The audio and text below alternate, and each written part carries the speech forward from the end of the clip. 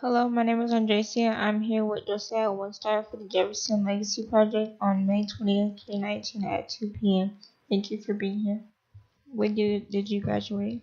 I graduated in the year of 2017.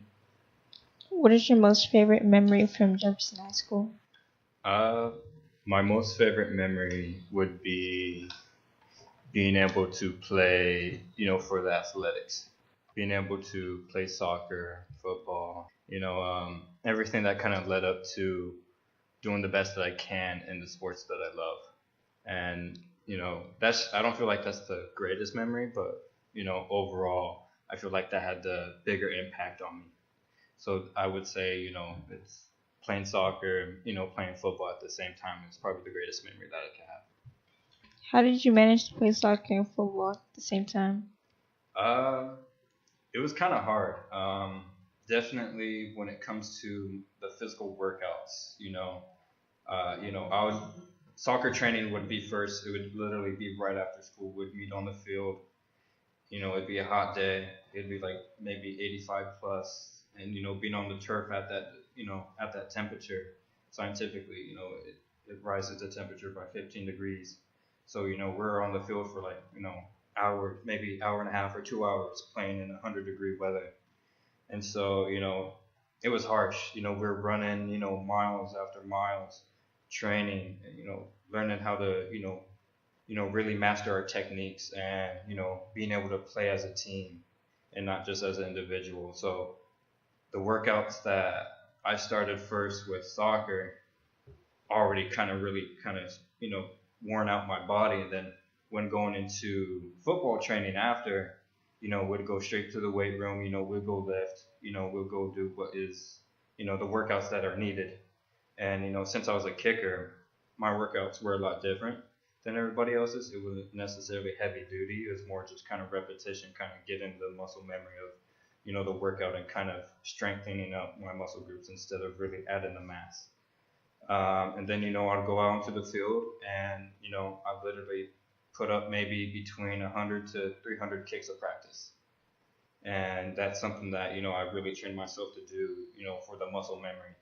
And so, just imagine doing that every day. And then comes Friday, it's like you're totally worn out. But I was able to really push through, and that really helped out my mentality with the workouts between football and soccer. So that the more repetition that I got of that, the better that I got mentally. And so I was able to push through. I was able to finish strong. And so when comes Friday nights, I was able to do the job. What did you learn being a part of Jefferson soccer? I've learned that it's definitely more than just a game. It taught me discipline. It taught me to focus in times that are hard, and being able to express my emotions out on the field was probably the best way to do it, because there's times that I'll be at home and I'll just have all this negativity, and then when I come to school it's like I'm not myself anymore, you know and I don't live too far from the school either, so within that 2-minute walk, it was a big change from being really happy to being this miserable kid walking into school. So the only way that I was able to be happy was to express my emotions out on the field, playing the sport that I loved, that I started at the age of 4. And so being able to do that was something that really impacted me and changed my life. And and making that conversion into from soccer to football my senior year, it was a change, but something told me the year before that I wanted to do this. And I made it happen. I played football, I played soccer at the same time, so I was able to really find myself, and to find the peace that I needed from just playing these sports. What prompted you to start a Native American club? Well, the Native American Club was something that was starting to sprout, and we had a lot of natives that year that I graduated.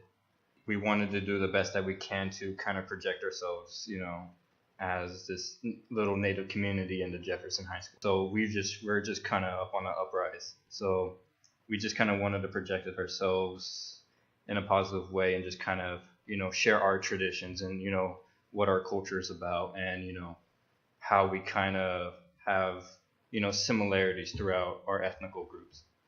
What are some things you did in the Native American Club?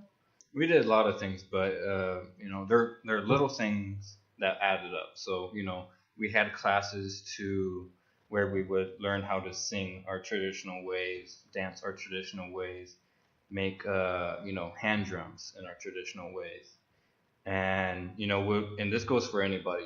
We weren't just kind of prominently looking for natives to have to try out these ways. It was open to anybody, and we had a successful times with doing these little projects, being able to put out awareness for the missing, murdered, and indigenous women. That was something that we were able to do, and that happens. That awareness only happens once a year on May 5th. And so that was like a really big project that we were working on. And so with being able to put this awareness out to everyone and to the community, I feel like that was like a really big part for me. And and all the help that I got from my peers and the the workers and everyone else that was involved with that project. Thank you for being a part of this. No, thank you for having me.